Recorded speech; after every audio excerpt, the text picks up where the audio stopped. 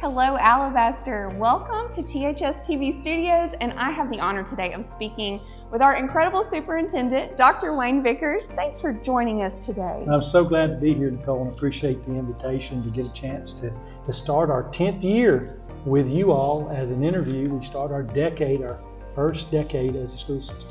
That feels so crazy to say, and this summer has passed so quickly, but here we are, about a week out from back to school. Now, the last 2 years, they're gone. We are going to business as usual here. Alabaster schools are prepared. We are ready, and you have some awesome information for us. Well, I'm excited to get a chance to share it.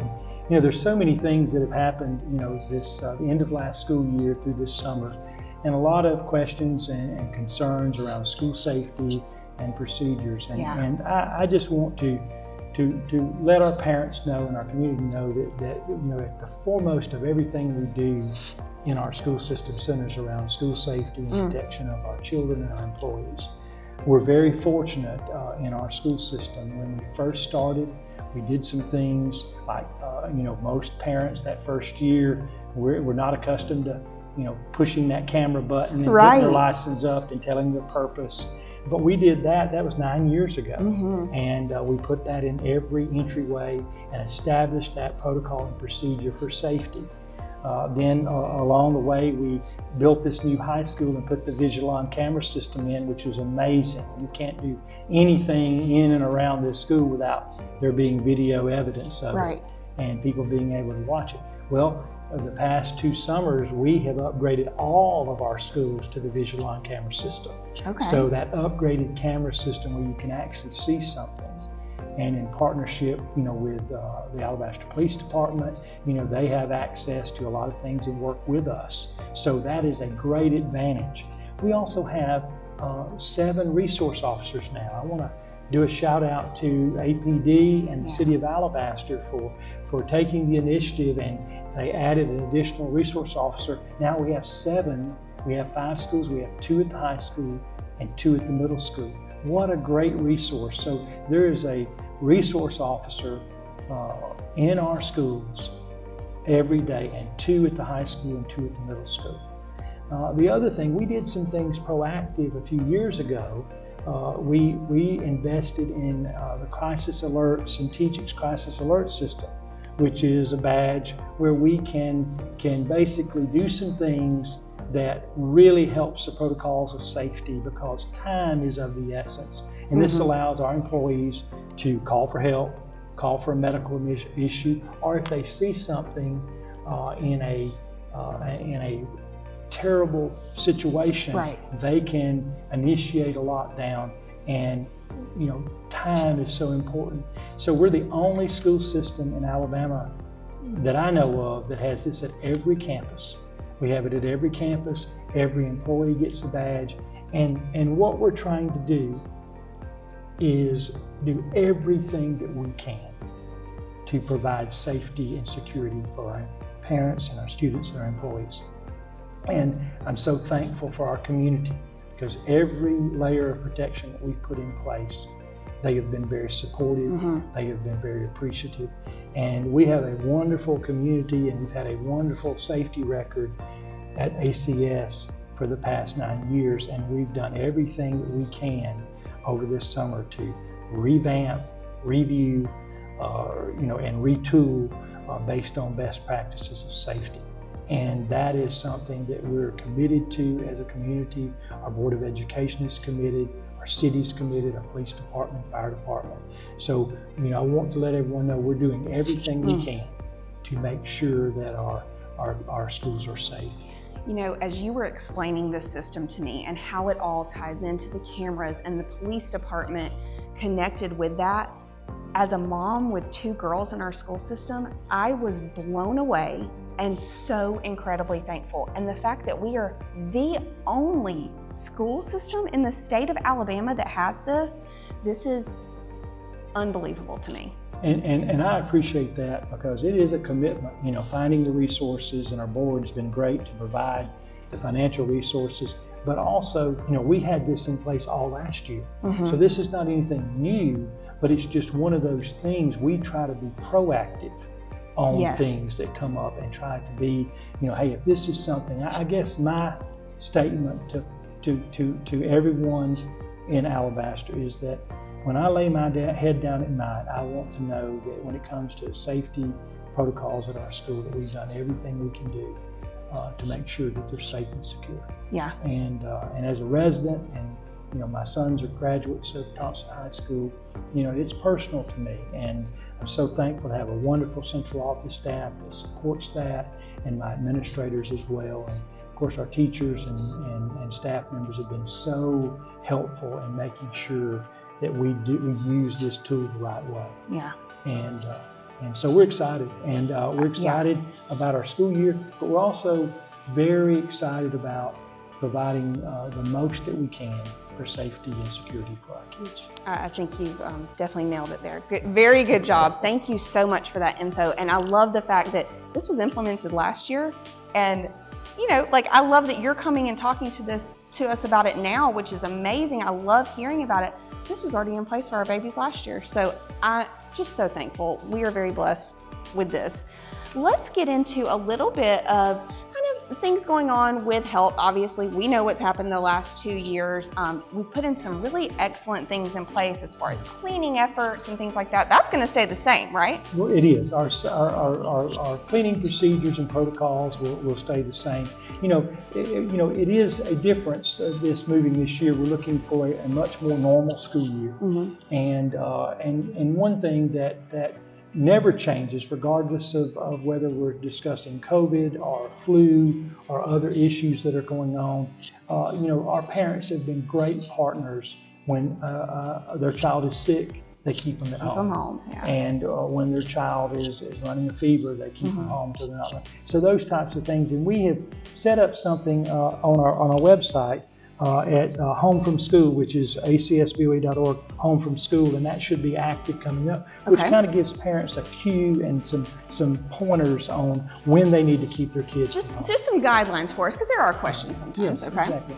And of course, the Alabama Department of Public Health, has kind of changed their perspective on things, moving from the crisis response to disease management, and that was AL.com did an article in July, I think it was the 11th, and they basically, made that statement, that the change in trends and all of those things, moving from crisis response to disease management. And what we're doing at ACS, we're keeping a lot of our cleaning and all of those things that helped us with a lot of different things, and working with our partnership. And of course, this year will be different. The state no longer requires reporting of data and information and all those things. So a lot of those things that we got kind of accustomed to the past 2 years, we'll be moving away from. And that is to kind of work into having our normal school years we can have, but also working together as we always have as a community to make sure that everything works well and our students are in school and healthy. And I think it's just using that common sense as a parent. If your kid is sick, keep them home. The school system's doing incredible things. We're not going to relax on that at all. So let's have a great school year, right? And that is so important. And and really and truly, what most people are doing now, and a lot of school systems and a lot of regular businesses that are back at work, they're encouraging people to follow. They have a COVID diagnosis, to follow the recommendations of their healthcare provider. That is the key to all of this. Absolutely. And if you do that, we've been through this for the past 2 years, but we're hoping that this year, how we approach it will be a little different. And I always appreciate the great work of our community and our school system and our parents, because they've been very supportive, and we've had very few disruptions. I love it. Let's keep on keeping on. That's right. Okay. Let's talk about our school buses. We've had some new school buses around. We've got a really exciting Well, this is thing. exciting, and it's a great to be able to announce that this year all of our school buses have air conditioning. So this I know we've got applause coming from the parents and the students right now. That's awesome. Yeah, because there will be 119 can be a parking lot at some points during the day, during school and not during school, and there's not the air conditioning we used to have, which was the windows down and get up to about 40 miles per hour. Sure. That doesn't happen a lot in the traffic in Alabaster. So that air conditioning makes a difference. It makes a difference for our drivers as well, our employees. So we're very thankful. I think the oldest bus that we have that will be on the routes will be a 17. Now all of our spares are the older buses. So the spares, if your child has a spare one day, it might not be air conditioning, but we'll work on that, trying to get some spares that have air conditioning as well. But we're just very, very thankful as a school district to be able to announce that, to have an entire fleet of 76 buses that are air conditioned for our students. And it also, if you're on that bus for a couple of 30, 40 minutes, it gets kind of rough. It does. And in the afternoons, in August and September, it's rough. Yes. And in May, in the afternoons, it's pretty rough. So, but bottom line, it's pretty warm in Alabama year round. So just a little bit. So look, and as a parent of 2 girls that ride the bus, the smells that come off that bus in the afternoons, I just thank you that those will change, okay? I'm appreciative of that. Let's just be real, guys, okay? And the commitment, again, from the Board of Education, that was a goal of ours when we started 9 years ago. So it's nice to be able to announce, in the 10th year we hit that goal. And that's one more thing we check off the list of things we've accomplished, and it will certainly pay dividends for us. Love it. We've had some construction going on in the schools as well, so even more updates there. Yes. Tell me what's going on. Well, exciting news for Creekview. We've invested a tremendous amount of money in Creekview over the past couple of years, and this past year was an upgrade to all of the restrooms. Okay. There was one wing that was built like in '09, and those restrooms were great, but the rest of the building, some of them were built in 91, 92. So we've gone through and updated them. As you know, we converted the school-to-school colors. We got rid of the seafoam green and the things that didn't match and that were in style in 90. Right. But we've made it school colors that never go out of style. So that conversion through the hallways and lunchroom, and so now all the restrooms will be that way. So they'll be new. They'll look great. It also will help with tile over time, tends to have an odor to it. So we're hoping that does help us in the restrooms and gives them something very nice during the day. So our restrooms are great, and our library media. We have a new circulation desk that was installed, and we're waiting on furniture to be delivered. So that's exciting too, because the media center a lot of times is the hub of the school. You have so many students that rotate in there, and parents see it. So it got new carpet, a new circulation desk. We're waiting on the furniture to get here. Hope it'll be in a couple of weeks.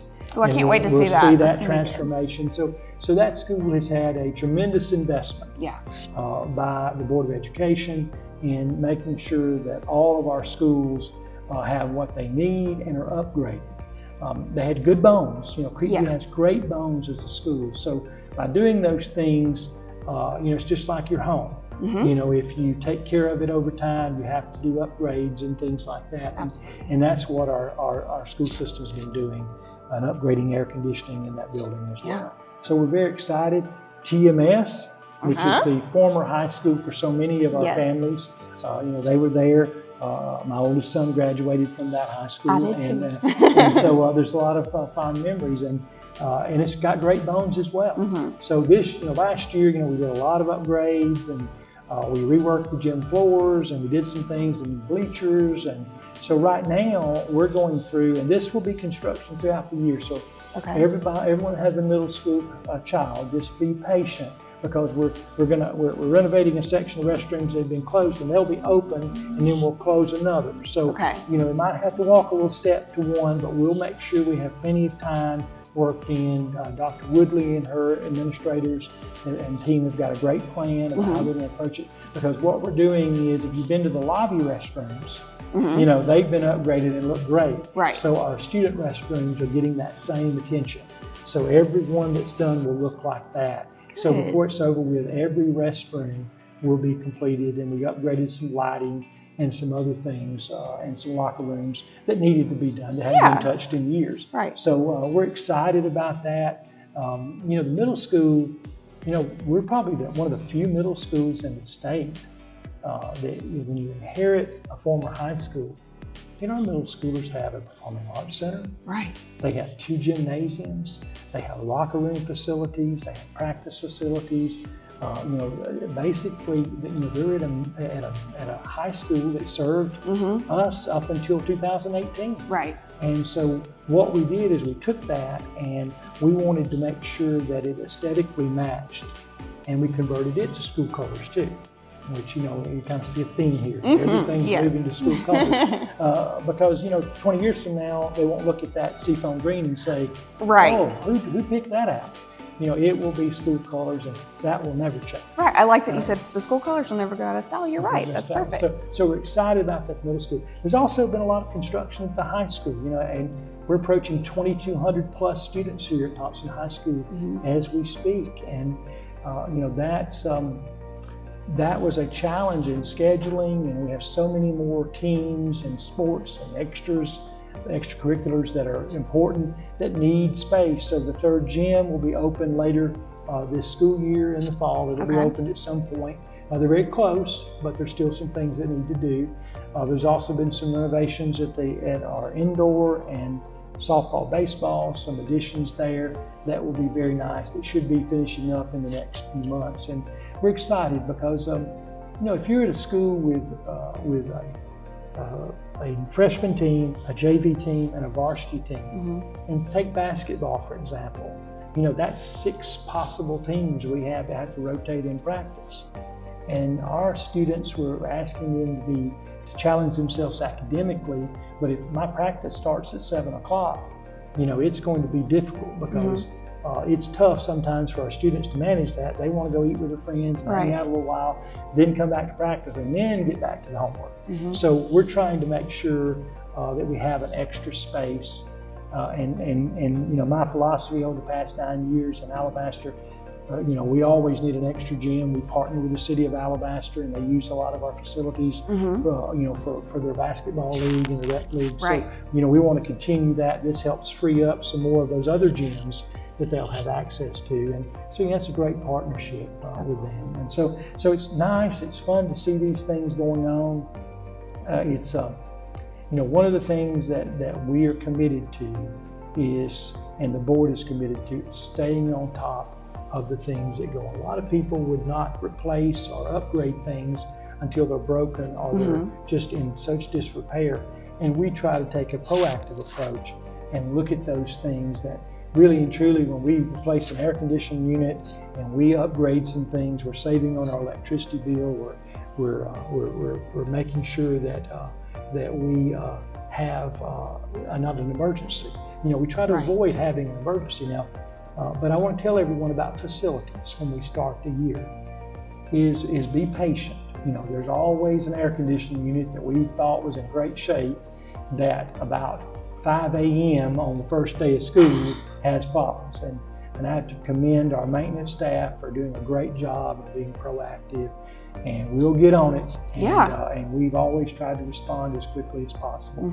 And so we're excited about the school year. And I'm excited because, when we built the high school, a lot of people said, I've only spent resources on just the high school. But when you look at it now, the past 2.5 years, we've had, Meadowview had some things done with carpet.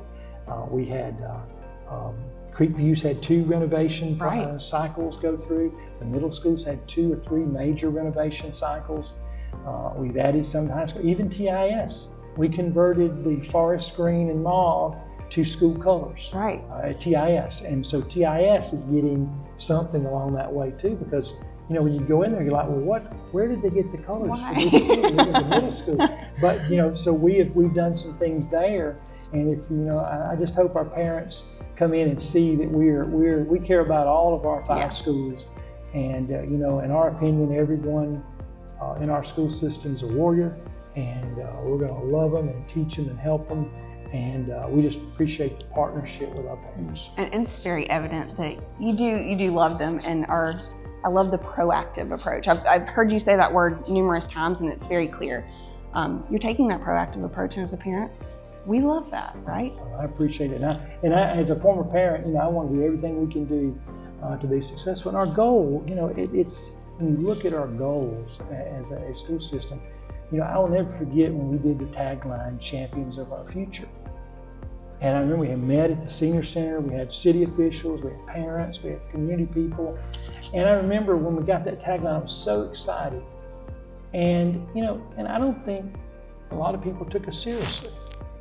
But, when we left that room that day, we were committed to build champions. And that may mean a champion in life. That may mean just being a great citizen. It doesn't always relate to just championships, even though those are nice. They're great. We've won, I think, 32 or been runner-up, or won close to 32 runner-ups or champions. And we do all of these things because when that child walks across that stage and we hand them that diploma, it's got to mean something. Right. It has to mean something. They have to be connected to something that will carry them through good times and bad. And that's our duty as a school system, is to give them that confidence and that ability, and get to know every child in that senior class, even if there's 550. There's a will, there's a way. Yeah. And we get in there and work with them, and we want them to all be productive citizens. Because that, in my opinion, is the epitome of a successful school system, is when we're producing wonderful students that go out in the world and they feel like they want to come back and have their children and grandchildren be a part of that.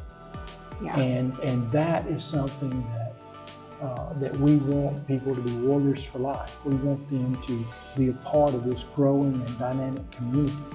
And we want people to move here because, hey, I want to be a part of that. Right. And that's exciting. And champions in academics as well. And I think the facilities are amazing. The championships are amazing. But at the heart of it all, it's academics, right? That's exactly right. You've got some bragging to do. Oh, yeah. And usually I brag on high school, middle school, and I love them, and they have done wonderful things. So I could go on and on about our scholarship numbers, close to 28 million. I could go on about our students that are going on to secondary, 2-year, 4-year colleges, which is a tremendous percentage from where we started. And those are great and wonderful. But today, I want to take a minute and brag on kindergarten through 3rd grade schools, because I want to give them their fair share of bragging. Creekview and Meadowview, they are our 3rd grade reading score brag. And for the 2nd year in a row, ACS reading scores, which come from a combined Meadowview and Creekview 3rd grade, are in the top 10 based on Park-A-Day. So Park has taken all those scores and ranked everybody and everything, and they're showing us we're tied in 10th with a bunch of other people, just like some other people are tied. But top 10, there's 137 districts. Wow. And we are in the top 10 for reading 3rd grade, Third right? grade, that's right. That's and incredible. With the Literacy Act and all of those concerns and everything, we're pushing proficiency numbers that we have worked diligently. Our teachers, our administrators, our academic team at the central office, in making that push and making it happen. Because under the Literacy Act, when that finally goes into place, the kids that don't make the cut have to be retained, or we have to do other things. So, that has been a transformation, because when you look at our numbers prior to starting as a school system, we wouldn't have been in the top 10. Yeah. And that's a compliment, because people rolled up their sleeves. Our teachers got in there. They've been busy, working hard. Our reading coaches, our math coaches that we've added have made a tremendous difference. We have people that handle intervention and understand, the science of reading. And I want to brag on our parents. Our K-3 parents have bought in. And we're moving to a new series this year. And, it might be a little different. We want everyone to just jump in there and work with those teachers, because, our goal, we want to be in the top 10. We want to be in the top 20 in every category. But for our third graders to start off so strong, 2 years in a row, and really off of a pandemic. Right. So we're sitting here, when people say, well, why'd y'all stay in school? Why did y'all? And we did that because everyone in our community understands that children are best served in a school setting with a teacher. That routine, that dialogue between teacher, parent, and that child, that team is what's going to carry us. Absolutely. And so I'm excited. So I'm going to do a shout out and a brag to our Creekview and Meadowview staff, our teachers, and our administrators, because to be in the top 10, deserves recognition. Absolutely. And I'm just excited, and I know that they work diligently every day, and they're two very special schools, and so we're excited. It's so nice to be able to tell it when people call me or see me. I'm moving to Alabaster. Which zone do I need to be in? He said, either one, right? Yeah. Just pick your house out. Yeah. You're going to be blessed, whichever school you're in.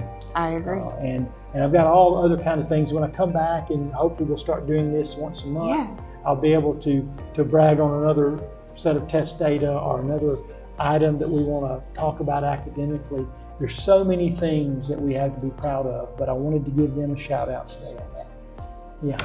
If you are not fired up for this school year, I don't know what to tell you, because all of this information that you have given me has encouraged me. It has excited me. I'm challenged for the new school year to challenge my kids. I am so excited. And as a parent, if you're like me, your brain's a little bit scattered sometimes. We have a new website to give our parents a checklist, right? Yes, it's the acsboe.org/back to school. And it's just a simple checklist. And if you've been on vacation, or if you've had a lot of things going on in your life, go to that website, click on it, and it gives you just a simple checklist. Yes. I've done that, I've done that, I've done that. And that will get us ready so we do not have a backlog Wednesday of people waiting to get into school. Right. And to be a part of it. So that's important. And also don't forget the Warrior Device Initiative, which is something we started a year ago, actually a year and a half ago. And right now, it's K through 12. And Chromebooks will be available. And that's exciting because, we know that it will never be able to replace the day-to-day instruction that we get, but it is a wonderful tool for our students. And we just appreciate the cooperation that we've had. Technology's really invested in a lot in the training piece of it. So the WDI, the Warrior Device Initiative, has been a great success. And I wanted to mention to everyone, we have Warrior Day coming up August 12th, yes, which is this Friday. And that's kind of we put that on a day because, we had people that we talked to that we did the Warrior Day at different times. They had to take 3 days off of work. Right. So we put it all on one day because if you have multiple children, you need to be able to get to both places, and just be patient because sometimes you run a little bit late at one school or the other, but having that on one day on Friday has been a big success, and I appreciate everyone working. So make sure you look at your school's website, or you get the information if your teachers reached out to you or your school. And then we have our institute, which is for our employees. On Monday we have Liz Huntley, who's speaking to us, and what a great story that she tells about her life and the work that she's done. And she's now a parent. That's awesome. So she's speaking not only as a special guest, but also as a mother of a child that's attending Alabaster City Schools. So we're excited about that. And then first day, August 17th. First day. I'm ready now. Well, I want to talk one thing just to ask.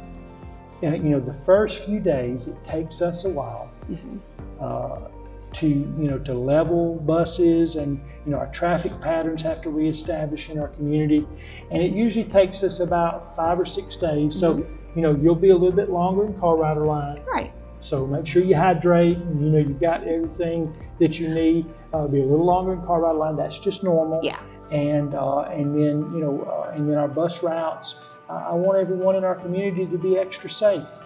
When that stop sign comes out from the bus, if you're on a 2-lane road, you have no options but to stop. You can't go around, you can't pass.